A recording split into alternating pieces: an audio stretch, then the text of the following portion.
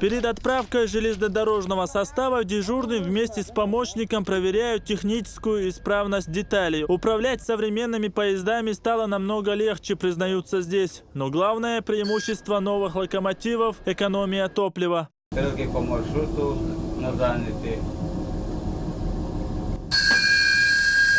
Тормоза пробуем двигать.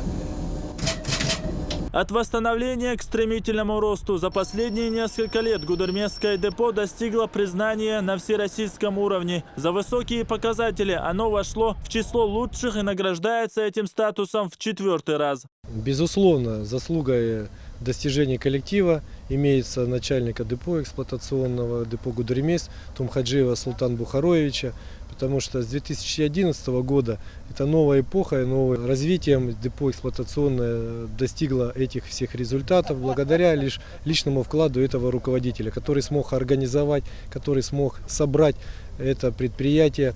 И на сегодняшний день заслуга его в этом есть, так как и парк сегодня полностью заменен, и пассажирские локомотивы, и грузовые локомотивы, самые современные, где обеспечены условия труда локомотивных бригад. Лучшим депо страны еще предстоит побороться за первое место по итогам 2014 года. Их отберут по нескольким критериям. Среди них техническое оснащение, квалификация сотрудников и условия работы. В числе претендентов на лидерство и гудермесское предприятие. 11 июня этого года у нас был 100 лет депо. Коллективу дана высокая оценка главой республики Рамзаном Ахматовичем Кадыровым.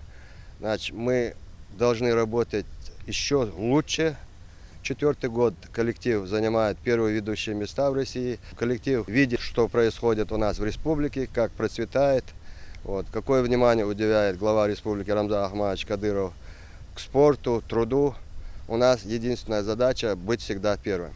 Особое внимание руководства депо уделяется дорожной безопасности. Ежемесячно совместно руководством локомотивного депо нами проводятся проверки поездных бригад и на работе, и на линии проверяем. Отличившихся сотрудников сегодня отметили благодарственными письмами и денежными премиями. Но, возможно, это не последняя торжественная встреча коллектива в этом году. Руководство Северокавказской дирекции российских железных дорог считает, что у Гудермесского депо есть все шансы стать первыми на всероссийском конкурсе, итоги которого станут известны до конца декабря. Ахмед Джабраилов, Таймир Хаджиев и Луиза Юнусова. Новости.